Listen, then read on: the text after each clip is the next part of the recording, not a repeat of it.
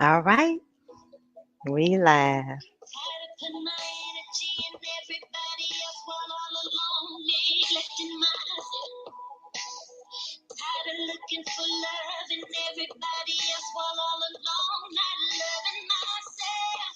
Y'all come on in.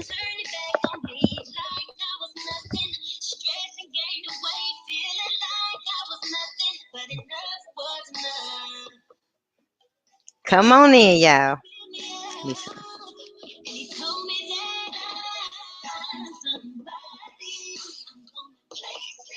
Welcome, welcome, welcome.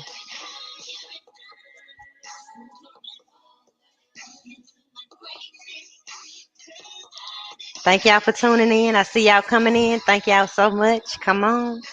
Come on in. Give you like a minute or two when we gonna get started.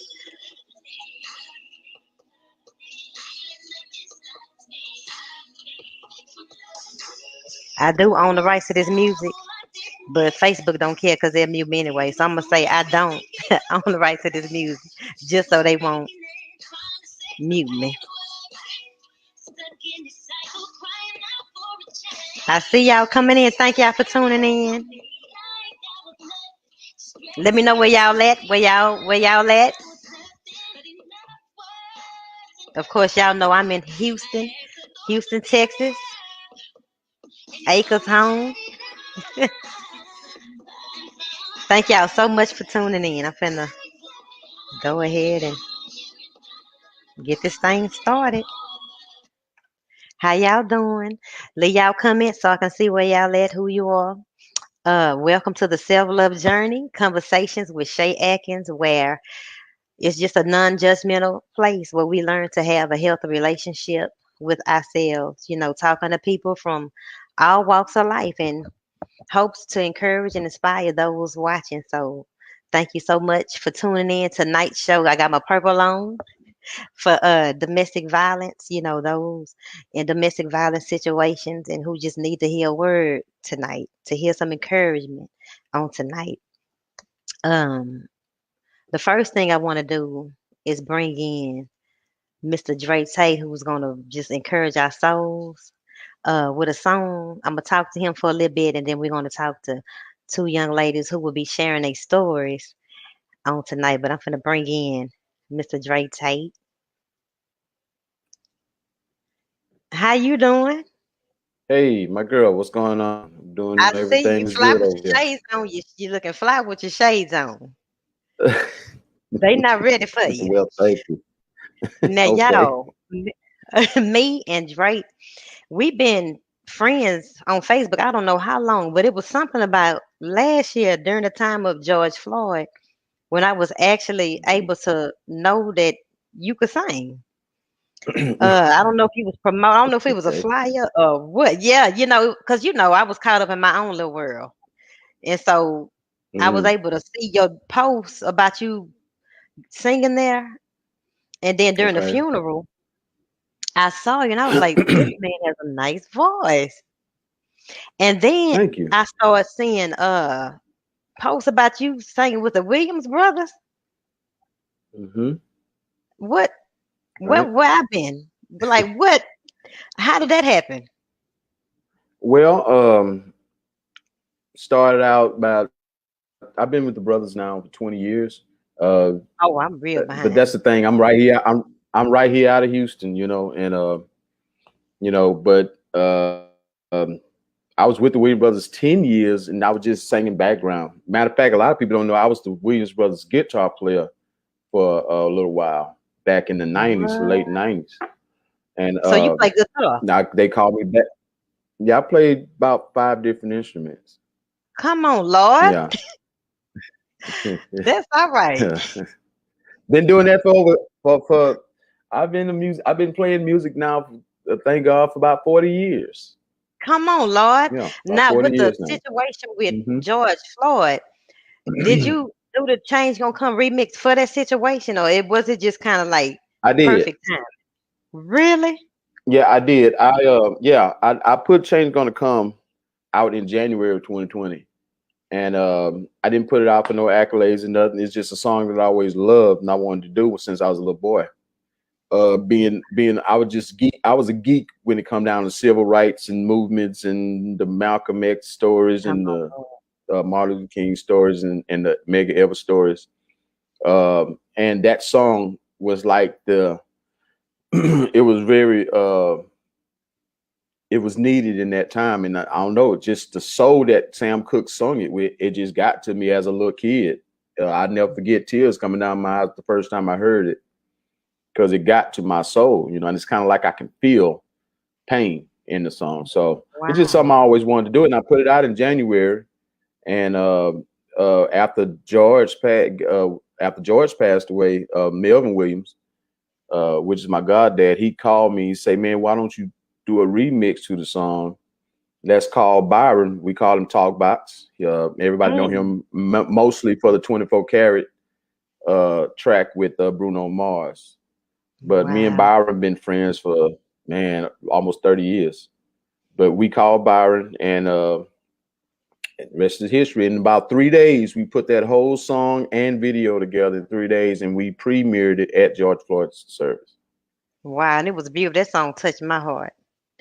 And when I put this show together tonight, you came to my spirit, because somebody need to change on the night. And we need change right now in the season. It's a lot going on. So I know that it's really going to bless a lot of people's hearts on tonight. And I'm just finna get out the way and let you do your thing and bless our heart. So I'm finna mute me.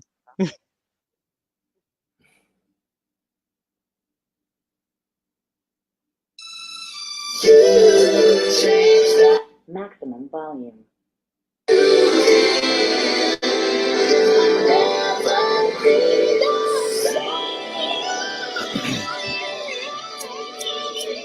I was born by the river in a little tent. Whoa, just like a river I've been running ever since. It's been a long time coming, but I know change gonna come. Oh, yes, it will. It's been too hard living. Yeah. I'm not afraid to die, because I know what's up there beyond the sky. It's been a long time coming, but I know change gonna come. Oh, yes, it will. Now listen. But then I go to my brother, and I say, brother, help me please. But he winds up knocking me back down on my knees. Oh, there were times when I thought that I wouldn't last for long, no.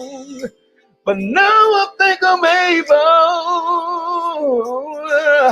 to carry on. It's been a long time coming, but I know, hey, a change gonna come. Oh, yes, it will. I know, a change is gonna come. Yes, it will. Yes, it will.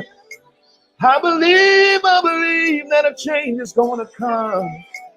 Oh, yes, it will. Said, I know, no. A change is coming, yes.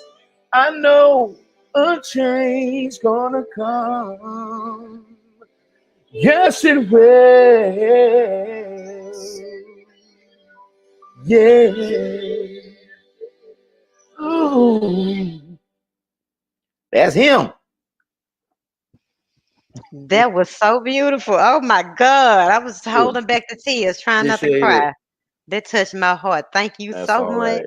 Y'all, if y'all want to bless Thank him, you. there's his Cash App down there, and the song is available on all digital platforms. So y'all go Right. get it. And thank you Right. so much for My coming and honor. doing My it for honor. me. All right, then I'll That see was you my on honor. Facebook. All All right, right. thank you Y'all so be much. good. All right, bye-bye. All right. Bye-bye. All right, y'all. That wasn't that beautiful and heart. Wow.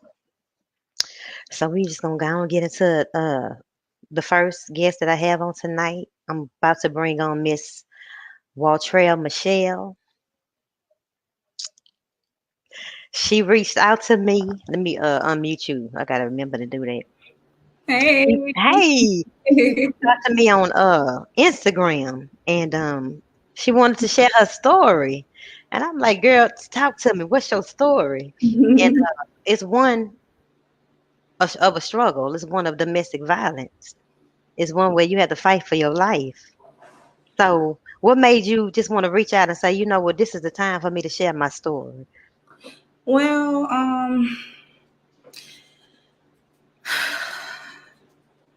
a lot of people don't like sharing their story, and I'm nervous. That's all right. It's okay.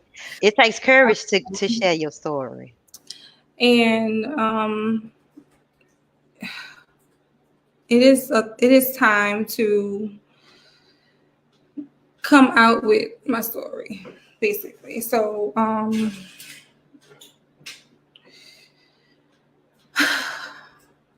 Okay, let's go back to the beginning of how, what even led to, this journey of life after domestic violence. like after, Well, what led up to, this journey? Like, how did you even end up in a abusive relationship? What led you to? okay, so 2013, well, before 2013, I'm gonna say my junior year in high school, I started conversating with this guy. I'm gonna call him the security guard at the gate. Mhm. He was a guy that never. He was. I'm gonna just say he was the most sweetest guy I thought, because he was just a guy that I just was sweet. The security guard at the school that you see every day. Security guard as far as apartment gate. My mom. Oh, at the apartments. Yes.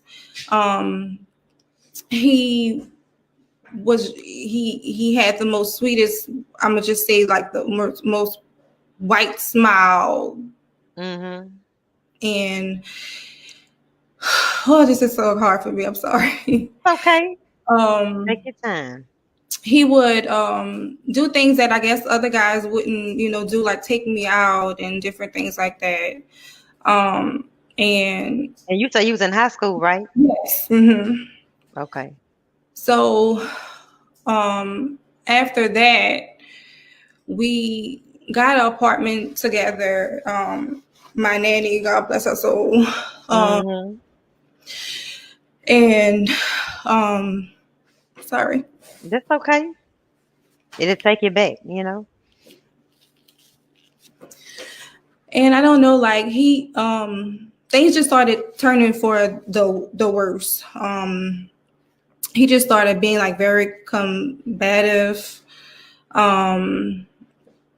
He things that he would say that he wouldn't do, or his family wouldn't do, or for him, he would say that his mom wasn't there for him. And my mom treated Shay, I have a phone.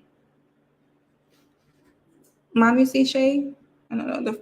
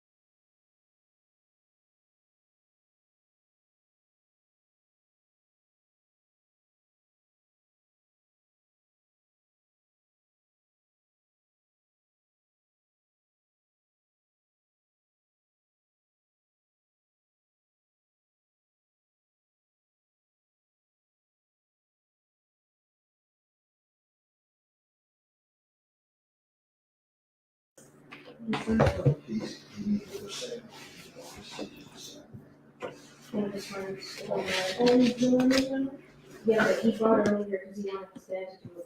He can't have his relative assignments. Oh, so he's going? It's like a reference. Shay? Yeah, can you see me? Yes. I don't know what happened. That ain't never happened on the show before, but that's all right. Come on, Lord. To God be the glory. I'm back. Devil, that's the devil. But Out of 13 shows, this is the first time that ever happened, but things happen. It's technology, but we here. So I'm back. Okay, so you were saying that he started. So Did y'all move together or what? yeah, we did. Okay. He would just start talking about like how his family wasn't, there for him, and how his mom and his dad basically didn't raise him, and his grandmother and his grandfather, raised him. So my mom kind of took him in basically. And he had a little girl, and I kind of took her in as well. And it was just something about him and the ex kind of relationship. Like they was talking about getting back together and all that kind of stuff. And, when she would kind of try to reach out to me, and I'm like, I don't, you don't want to hear what the ex have to say. And she was like, yeah, he was abusive to me. But at the time, I don't want to hear that because, Wow. we get back together. But Lord and behold, I should have listened.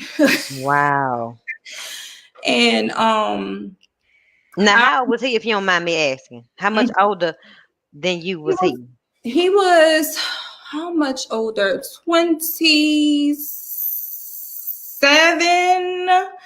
27, and I was 18. Wow. Yeah. Okay. And that much of an age difference. So it was kind of like, yeah, how that goes. Yeah. So I remember one day it was, I don't even remember if it was something that I said or whatever, and he threw my head towards the refrigerator and threw me down and kicked me with his steel-toe boots and yes. Out the blue, just one day. Yes, it was. I don't even know if it was. My mouth used to get me. I'm gonna say get me in trouble, but that still doesn't, give a person a right to hit you or any kind of way. And it was just like an ongoing. And he would tell me he was sorry, and I just thought that was I just thought that was, I don't know if I thought it was love, maybe, or if it was, I don't even know what I thought it was at that time. It was times when he got me to, lose jobs. Actually, I think my nanny's even watching, and didn't even know when we were arguing and fighting at one time, and I couldn't even go into work because he punched me in my eye, had a lifted lip, my ear, busted my eardrum, punching me all in my ears, throwing knives at me. It was just bad. I'm not gonna lie, I left him twice. Still went back to him. And what made you go back? Because he was saying that he was going to hurt my family. I was scared that I was going to lose jobs and stuff like that because of him. But I remember one day telling my dad, I said, if he hit me one more time, I'm gonna leave him. And he told me, he said, if he gotta hit you one more time, then you ain't ready to leave. But I was always saying, I said, you know what?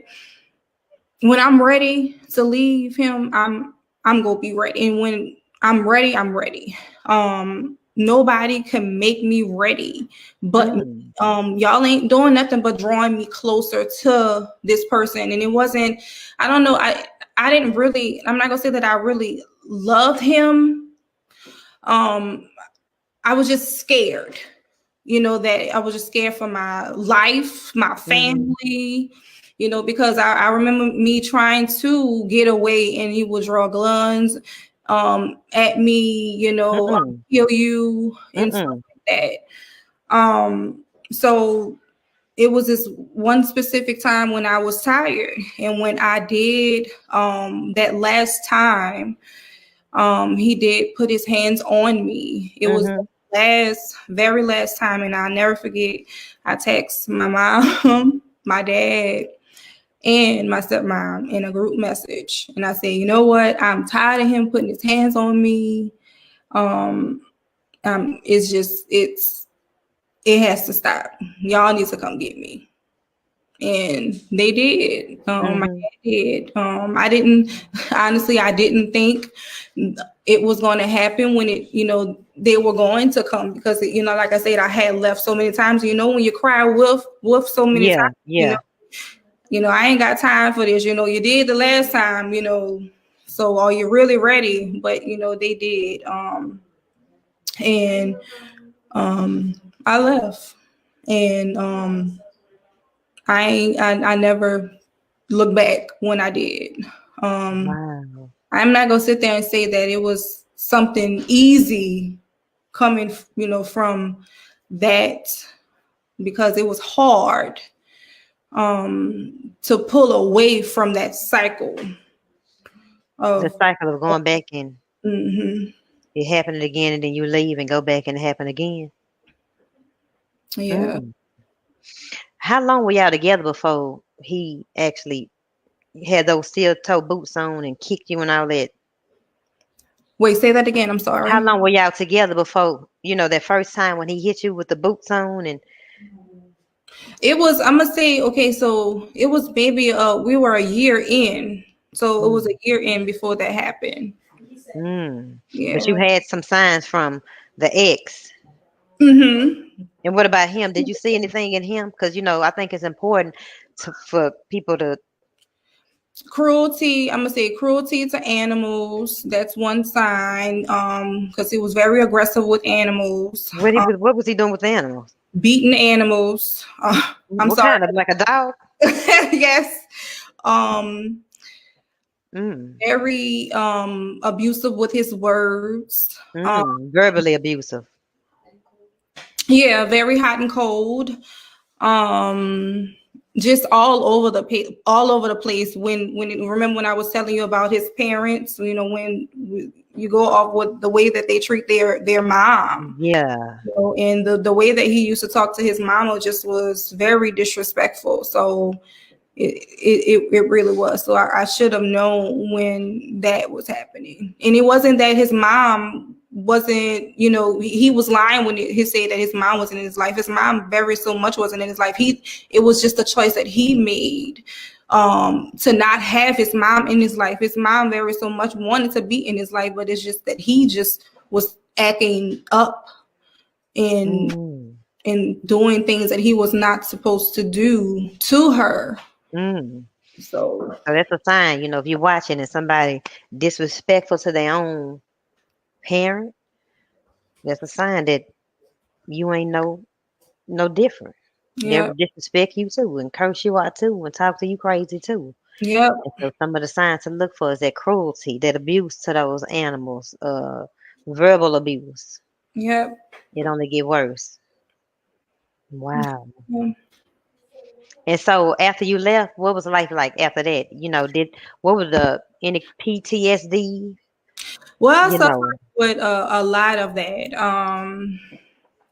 I didn't do nothing but make me, like I told you, I started, you know, becoming me, and being who I wanted to be, and getting into a relationship with women, and how can I put it? I'm trying to say it in the right way. Wanting to be with people, and not as just the gender, just far as being with somebody, and figuring that I had to be with somebody because I felt alone. But I decided that I couldn't be who people wanted me to be. I decided to be who I chose to be. And I think that was one of the issues with him, because he knew that I really didn't want to be with him, male, because he knew that that too. So I got into another relationship, got married. How can I put that? She treated me different when it come down to me getting my self-esteem level back up. But it was kind of the same, but not the abuse. And this is hard too, because she was somebody that I trusted, somebody that when you get married, you make a vow for better or for worse. And she just betrayed all of that. Wow. And she chose to be with someone else in the marriage. So I'm not going to sit there and say that I act and then I treated her the way that I should have treated him, you know. So I'm not going to sit there and say that I didn't, you know, I didn't make the situation, you know, worse, you know, because of that. And that's a lot of things that I prayed about, you know, after we, you know, did get a divorce. And I did pray on that. You know, because I don't know, I was battered, I was bruised, I was hurt, and it's just, I don't know. I did a lot of soul searching, and because I, you know, jumped out of high school, dated, and different things like that, I didn't have a lot of time for me. I was 18. So I dated. After I divorced, I dated. You know, I you can ask my mama, I north, south, east, and west. You know, I dated. I figured out me. I self-loved me. I figured out me, basically. You know, I dated me. too. Okay, that's good. Because I always say to me, self-love is having a healthy relationship with yourself. So you were finally able to develop a healthy relationship with yourself. Yes. So what are some things you did to heal? Or what Okay. did you learn about yourself that you needed to heal? So I went on dates with me. I prayed a lot. I meditated a lot. It was a lot of things that I know that I blamed other people for, attitudes, or I said that it was them, that I know that it was me. Wow. My mama saying, yes, Lord. Yeah. Yeah. Because mama know her baby, I don't know, like it's like it's unexplainable. I'm gonna just say, I remember, and I think I told you this, like I remember going to sleep at night and waking up in the morning and just crying out Jesus' name, Yeah. because I know that I needed to heal for me and not for nobody else, and I know that I couldn't get that from nobody else but me. Yeah. Not mama, not daddy. Yeah.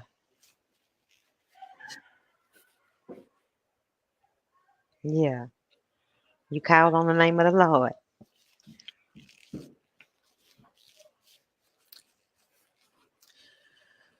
I was a mess. It's And all right. We all have been a mess. every day it's still a growing experience. It is. Yeah. You learn stuff every day. Yeah. You do. You do. But positivity always, always positive. Yeah. But can you please say something to somebody that might be in that situation right now? She needs to hear your word. She needs to hear from somebody who's been where she is right now. It is not easy. I'm never going to tell you it's easy.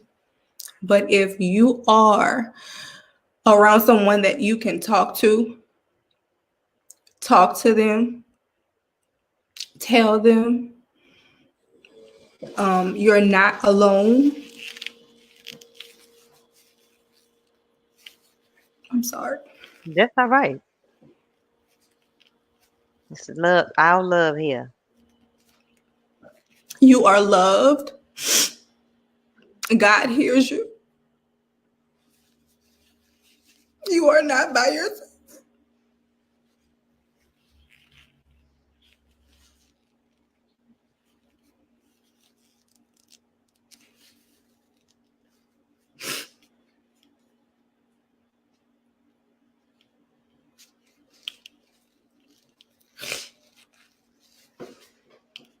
I'm sorry. You don't have to be. Not over here.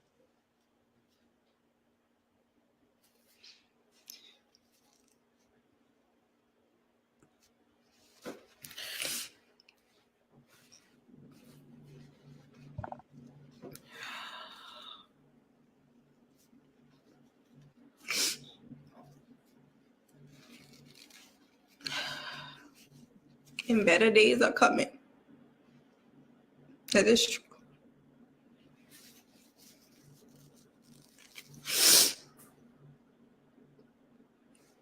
And there's always light at the end of the tunnel. And don't give up.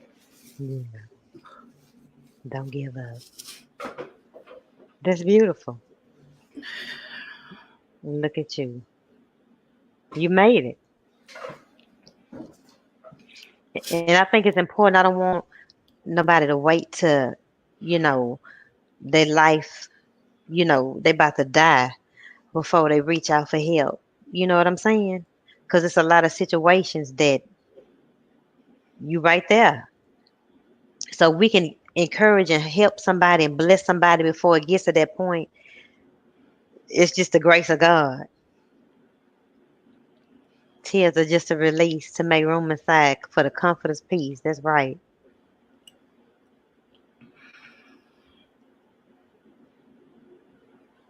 I love you. Shout out to Tamika. You know Tamika? Yes. This is my colleague. That's all right.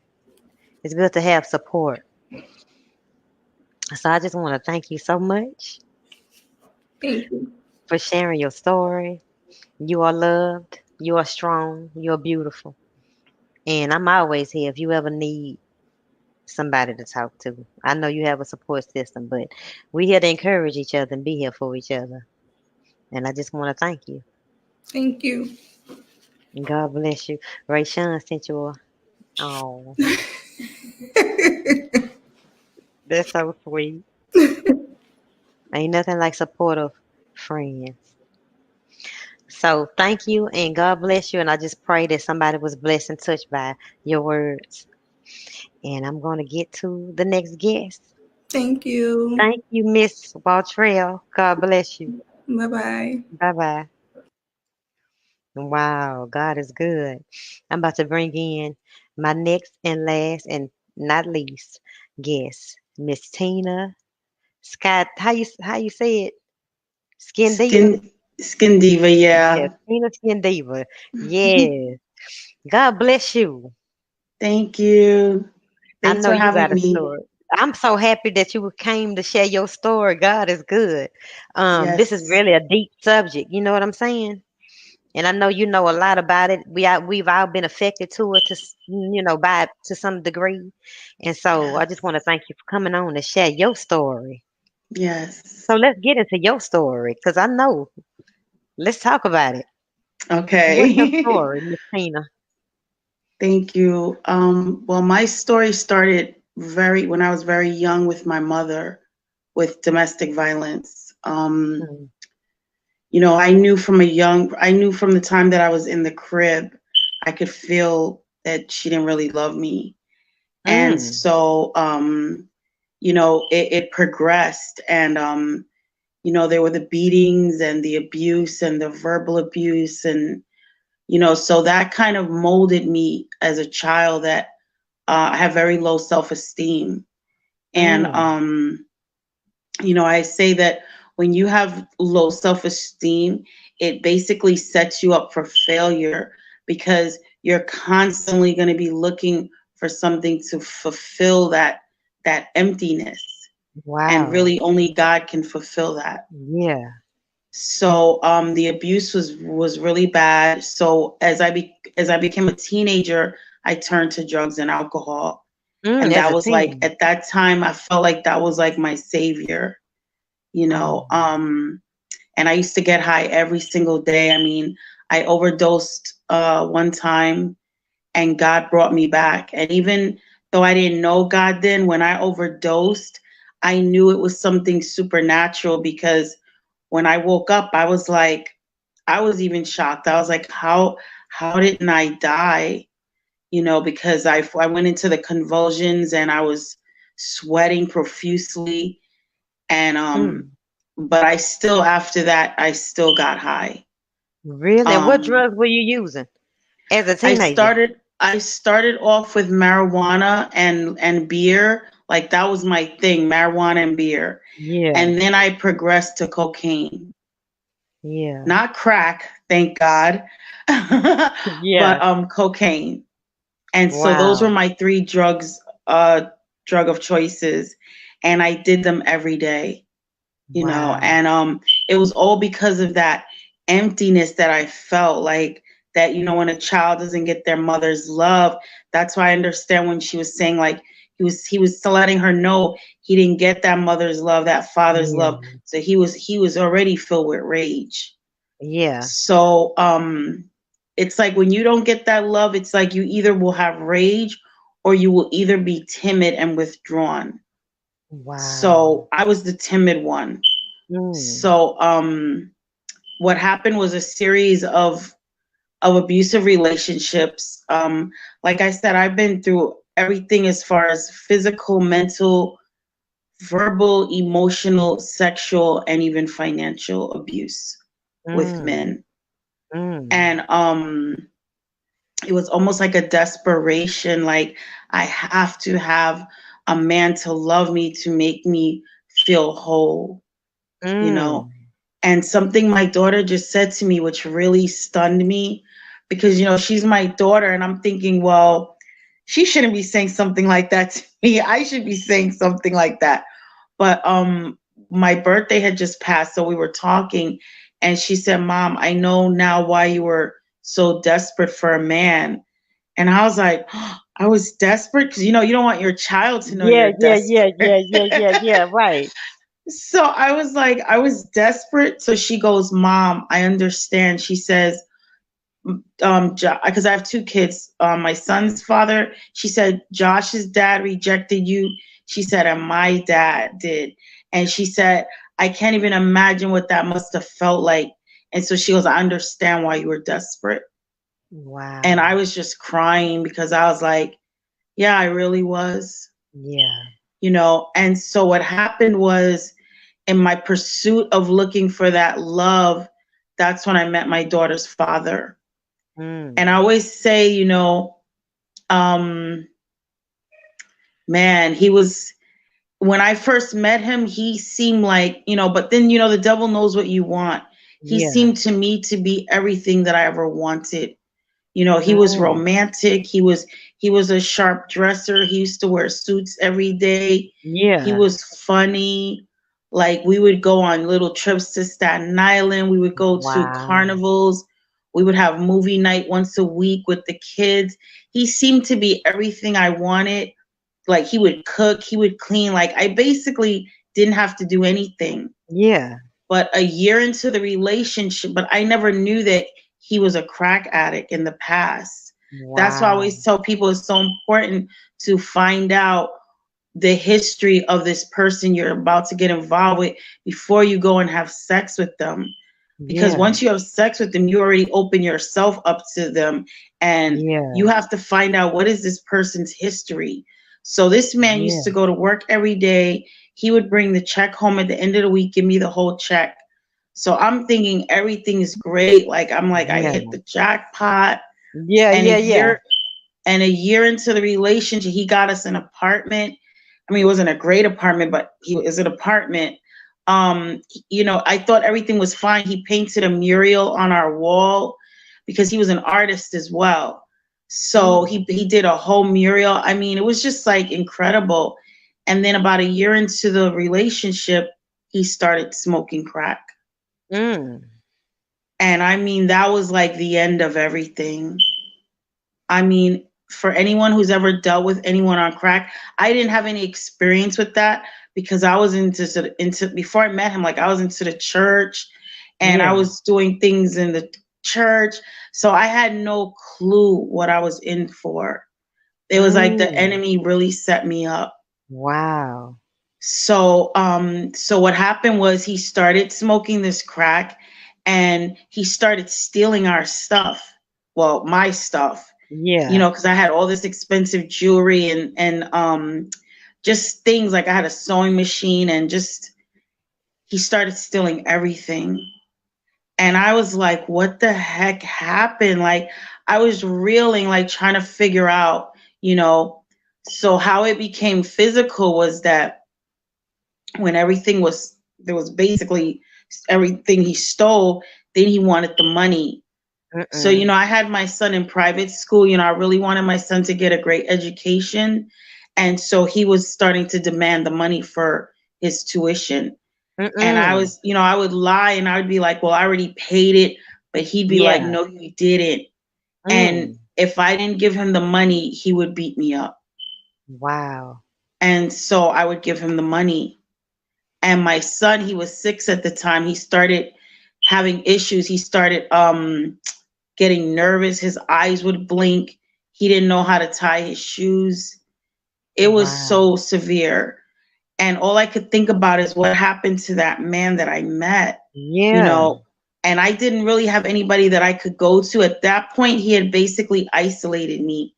So all of my friends were just gone. It was just me, him, and my son.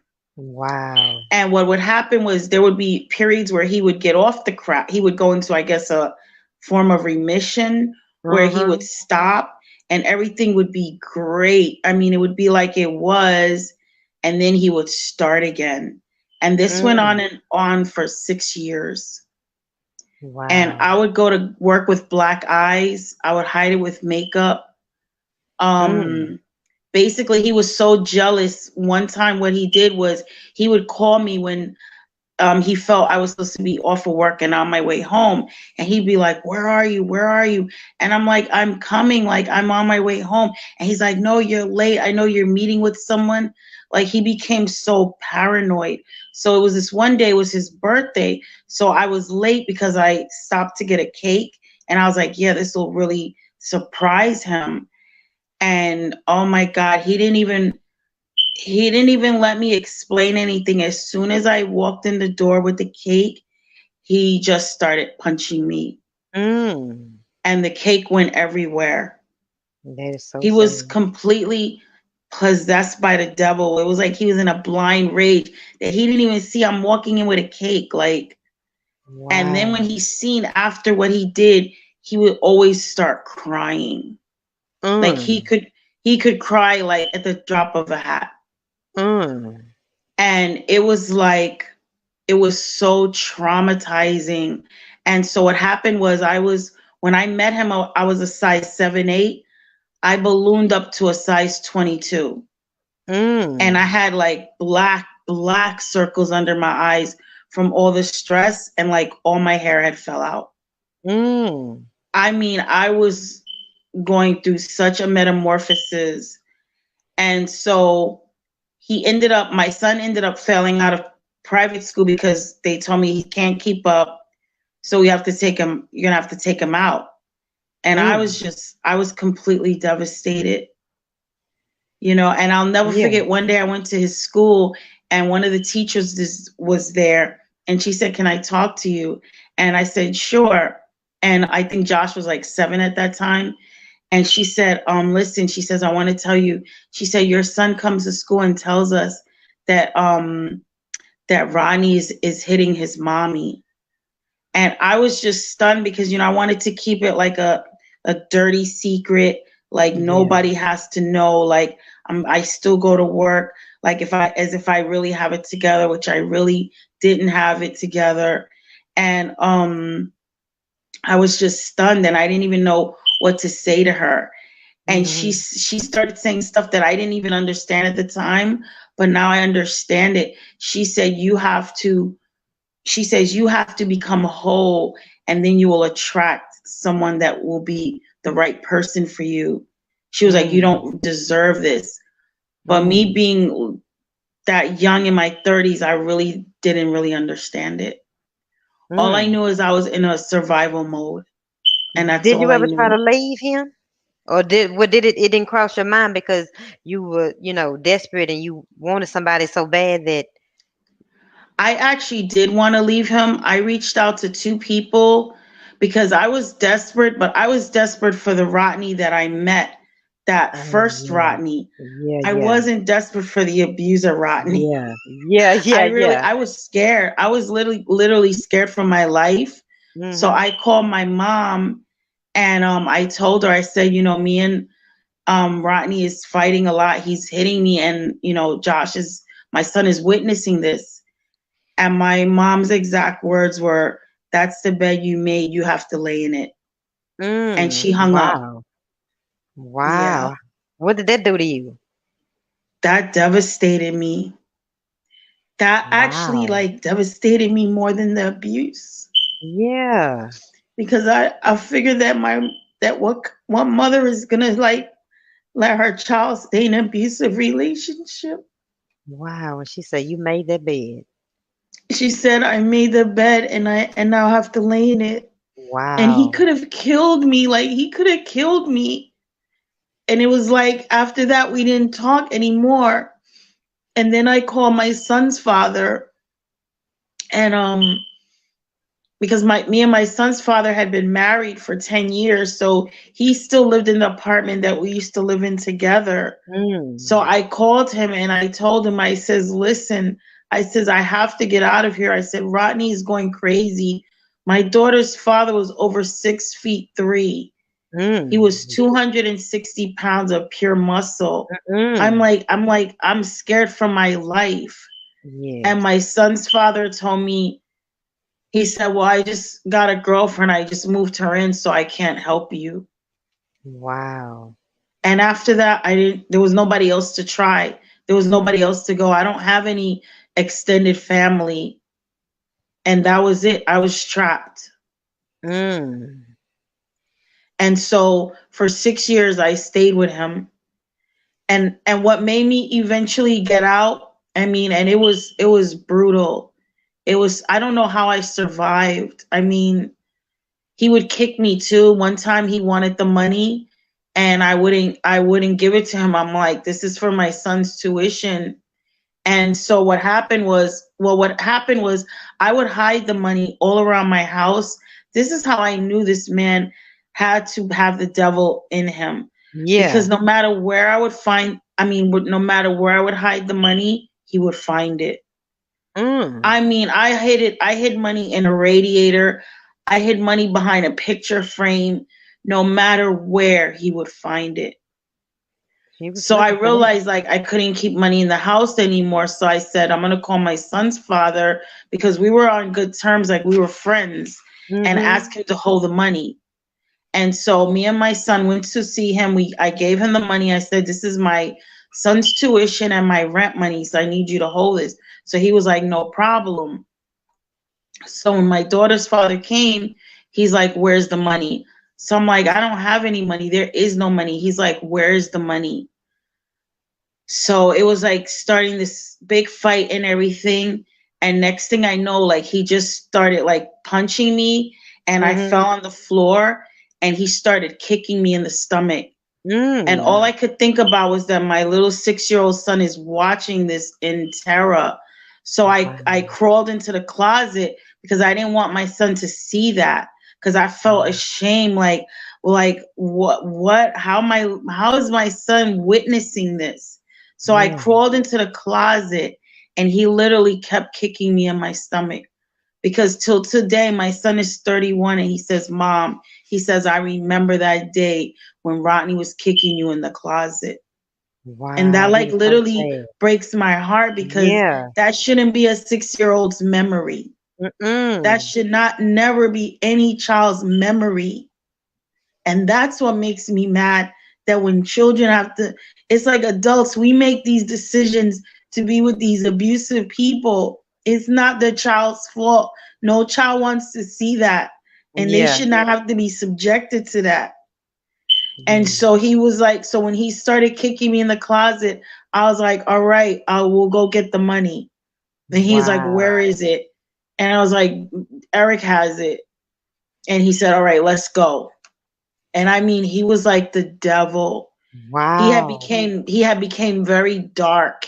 He was like light complexion, but once he started smoking that crack, he became dark.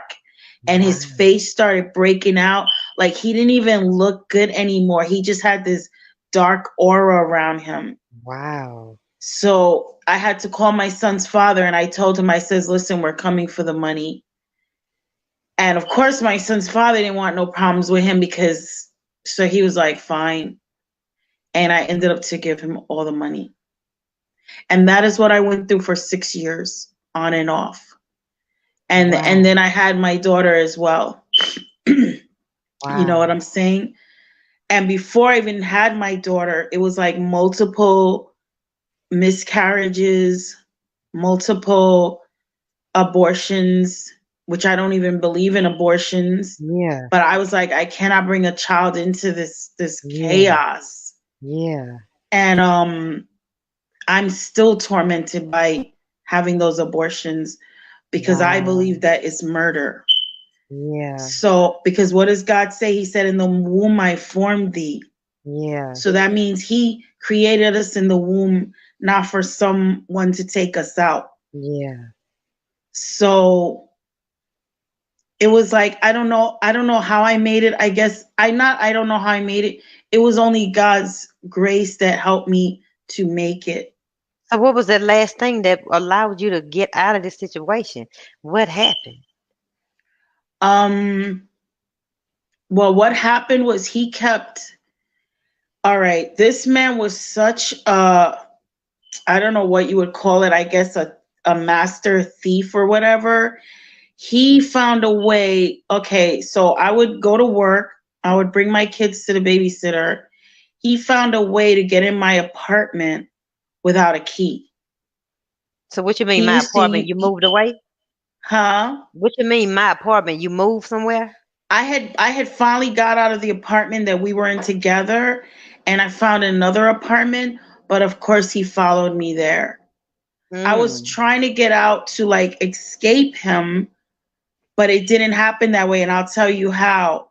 I had been looking for an apartment.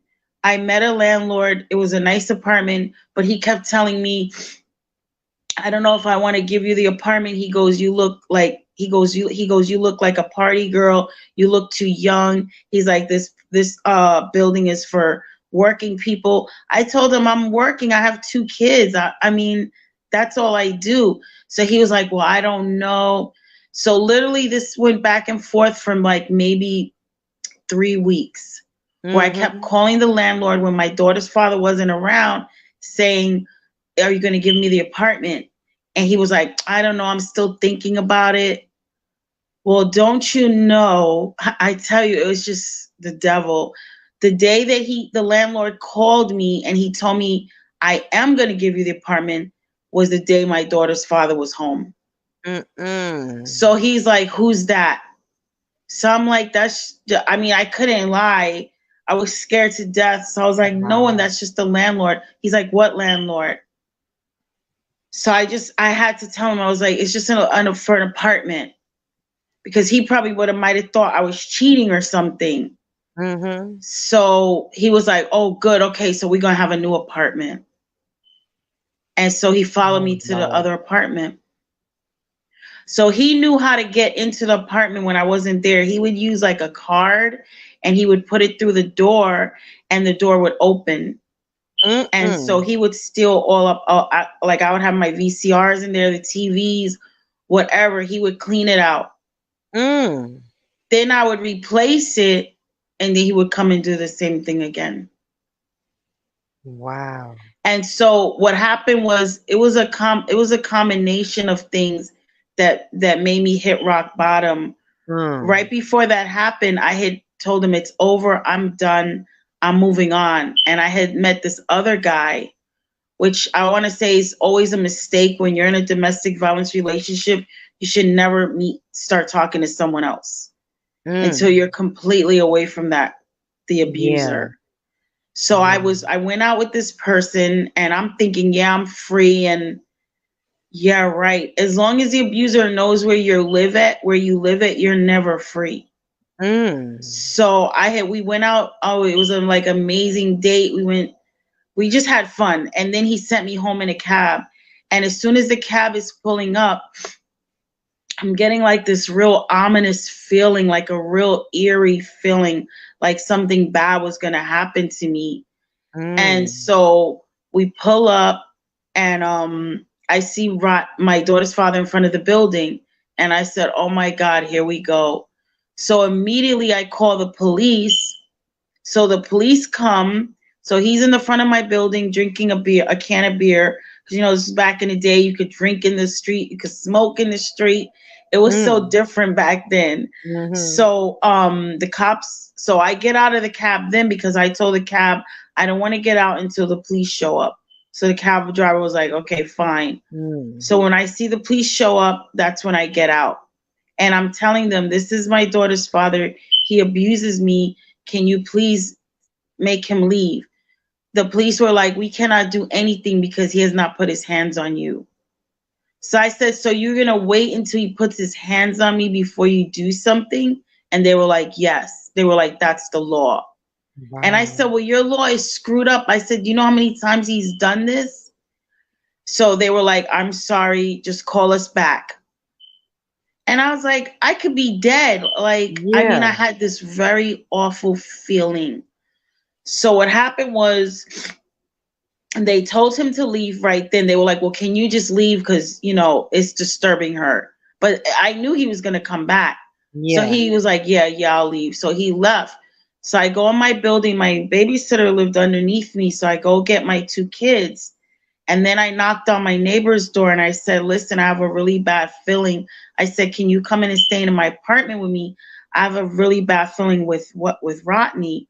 So they were like, okay. So my 2 neighbors came in and they brought their 3 little kids. So altogether we had 5 little kids, like under the age of 8. So yeah, so what happened was next thing I know, he starts banging on the door like a maniac. And my daughter's father was so strong, many times he kicked the door in off the hinges in the other apartment building. And the cops never did anything, never did nothing. So when he started banging on the door, I was like, oh my God. So I went behind the door and I was like, listen, just leave me alone. Like, just go away. He wouldn't go. Next thing I know, the door came off the hinges and it fell on top of me. So he went in my apartment. He thought my neighbor was a man because she had short hair. So he went to go draw back to punch her. And I think that's when he realized it was a female. So that's when he saw me, and then he just like kind of chased me and he threw me down on the floor. He jumped on top of me. And next thing I know, my neighbors just run out and they leave their kids with my kids in the apartment. And I know they were scared because he was a scary person, but I was like, dang, how do you leave your kids? So anyway, so he like straddled me.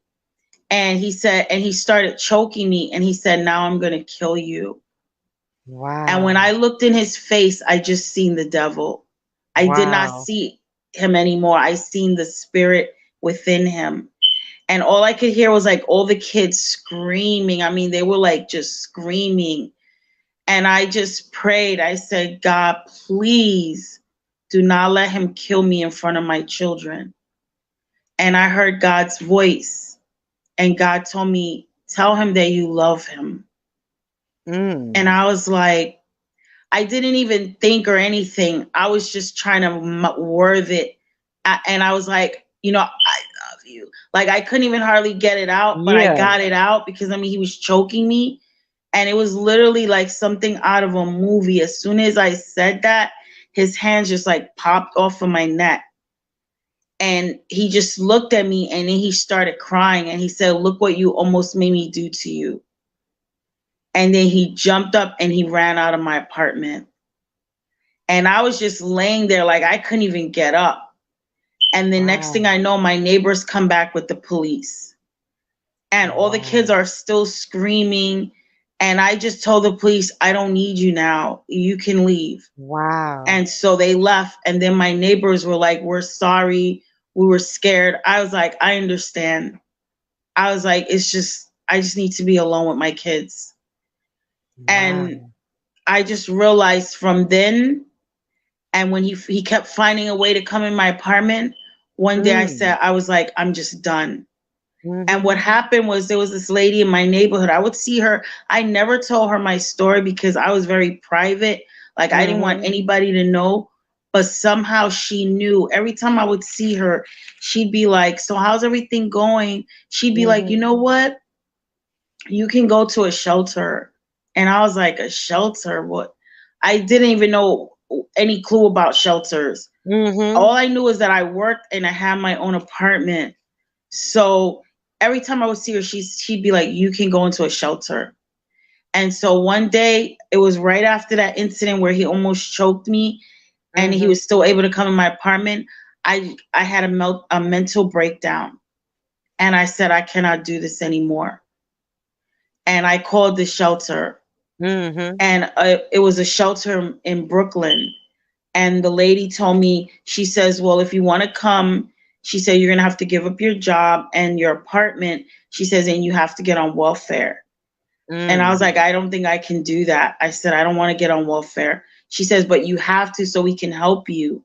Yeah. So I told her, I don't think I can do that. So she said, well, I'm going to give you 24 hours. She said, you think about it and you call me back. She said, if you don't call back, I'm going to give the space to someone else. And literally the whole night, I just wrestled with it and I just prayed and I just cried. I was like, God, what should I do? And then I realized that I had to do that for my kids. Yeah. Because I said, if I don't leave, they're never going to have a chance. Mm. And so I called her the next day and she said, okay, we're going to send a cab for you. And I'm telling you, it was nothing but God. I was so scared that he would come at any moment. Yeah, yeah. You know what I'm saying? And my Mhm. adrenaline was racing. I mean, I was just Yeah. like, so I just was throwing stuff together. And I was like, we're out of here. So I'm just throwing stuff. And I'm so scared. I'm just like, God, please don't let him come. Yeah. And then the cab comes. My daughter was 2 and my son was 9. So the cab comes and I had never lived in Brooklyn, so I wasn't too keen on that, but I came to love Brooklyn. But Yeah. so we got in the cab and we went to this shelter, and I'm telling you, it was like the best decision I ever made. Because the shelter, they know when you're coming out of abuse. Yeah. It was just incredible. They had like a daycare center there. You got your own apartment. They had a backyard for the kids to play. Wow. They literally, the day they gave me the key to the apartment, somebody came and knocked on the door, and he brought like all these sheets and pots and pans and stuff that you like. And I was just like, oh my God. And then the apartment was like huge. It had like a toy chest filled with toys. It had a crib for my daughter. So it was just like, I finally felt like I could breathe again. Yeah. Wow. But believe it or not, my daughter's father didn't give up. He went to my job. He was telling my boss, I want to know where she is. I mean, he went to my girlfriend's house, Red. He was like, I know where she, and blah, blah. He was looking for you. Yeah, he was. But what I realized is that after that, like when some time went by and I got my apartment and everything, after that, he did come in my daughter's life again, and he would see her whenever he wasn't cracking.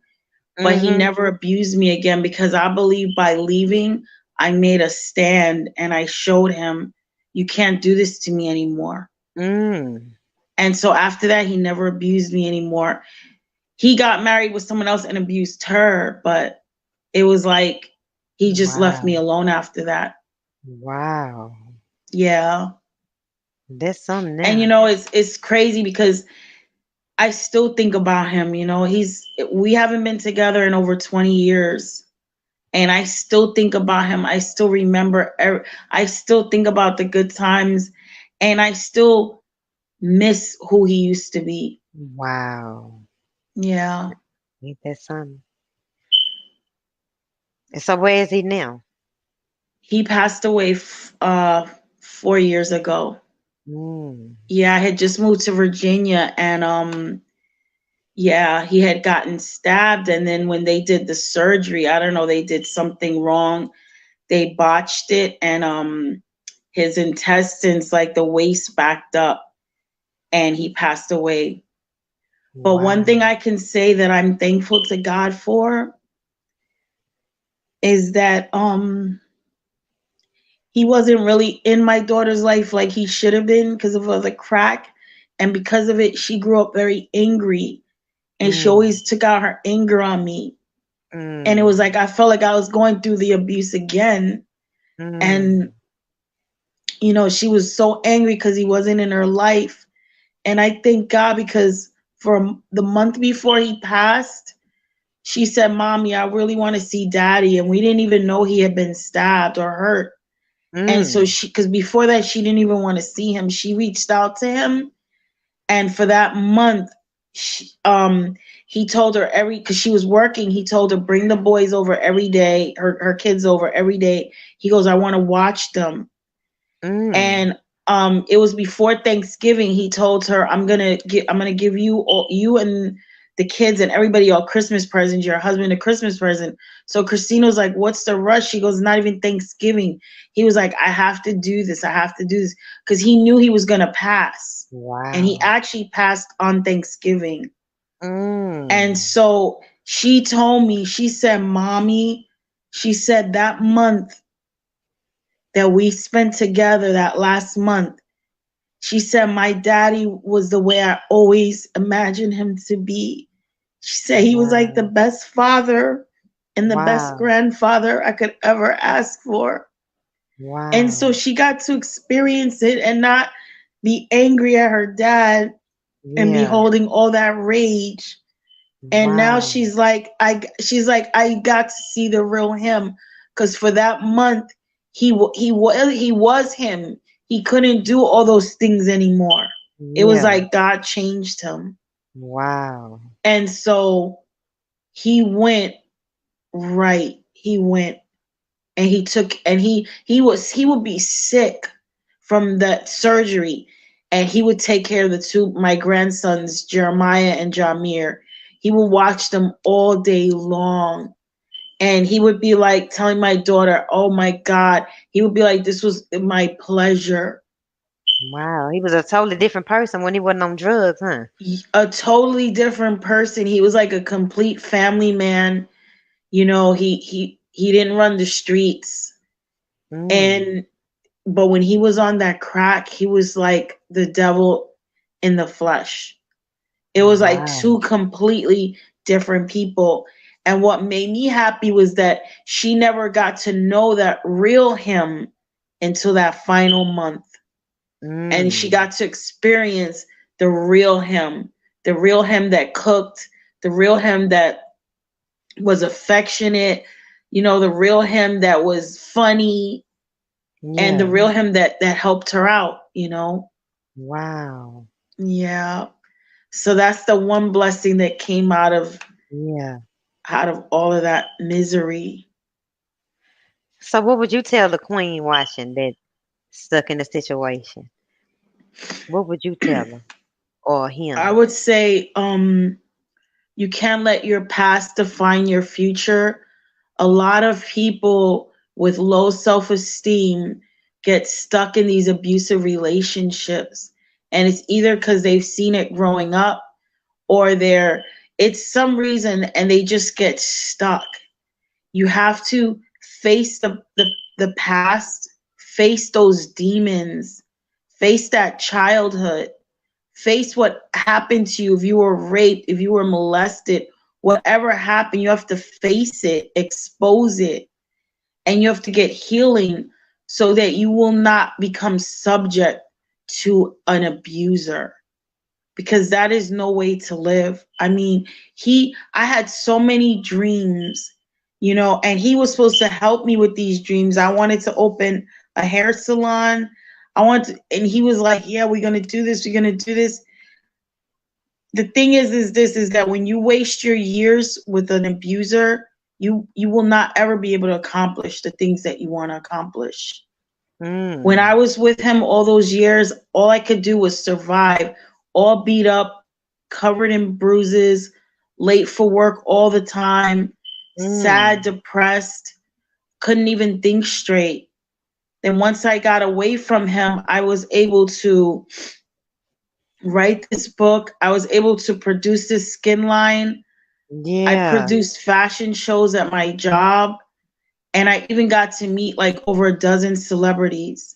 And none of that would have happened if I stayed with that abuser. Wow. And that's my message. There's life after being with an abusive person, but you're never going to know that if you just keep staying, feeling like this is what you have to take, because that is not what you have to take. That is not the life that God designed for you. Yeah. And I wasted all those years that I'm never going to get back. Every time the longer you stay with that abuser, the clock is ticking. You're not going to get those years back. You're not going to get that time back. So you need to run for your life like I did with my 2 kids. I ran for my life and I didn't look back. I was like, I'm done. I knew once I made that choice to leave, I was never going back. And I never went back, because I felt like if I have to go through this drastic measure to uproot my kids, go into a shelter, it's done. And women have to and men too, because men are abused as well. Yeah. they have to get to a point where they're like, I refuse to be abused. Come on. And that's where I'm at now. And it's still a journey. I'm still working on me. Because, you know, you have those scars that people don't see, those wounds, you know? Yeah. And you got so like, you know, your show is about self and that's what we need to work on. That's the key. Yeah. I had to face that, okay, yeah, my mom doesn't love me, but I don't have to search for it in a man. I could love myself until God sends the right man. Yeah. That's right. So you have a book on Amazon called The Fight for My Life. Is that telling a story that you just told us? What it tells is how I felt growing up. I felt intensely ugly on the inside.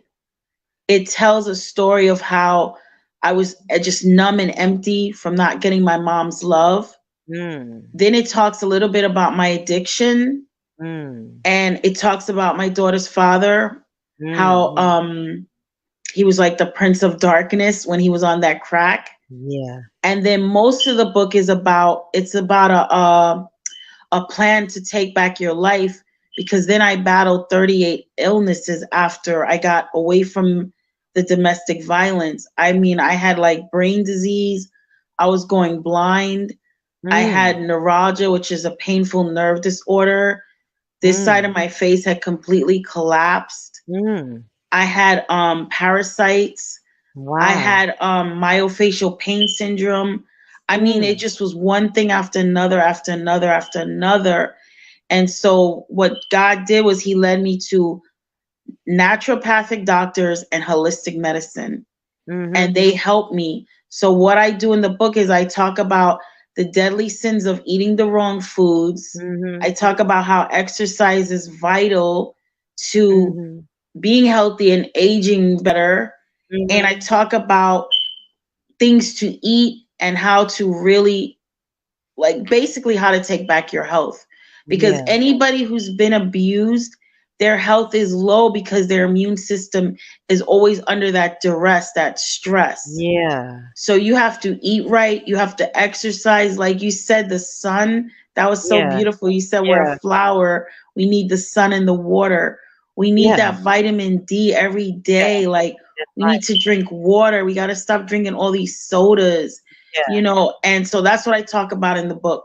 What I learned, the natural way to eat as opposed to the way we eat. Yeah.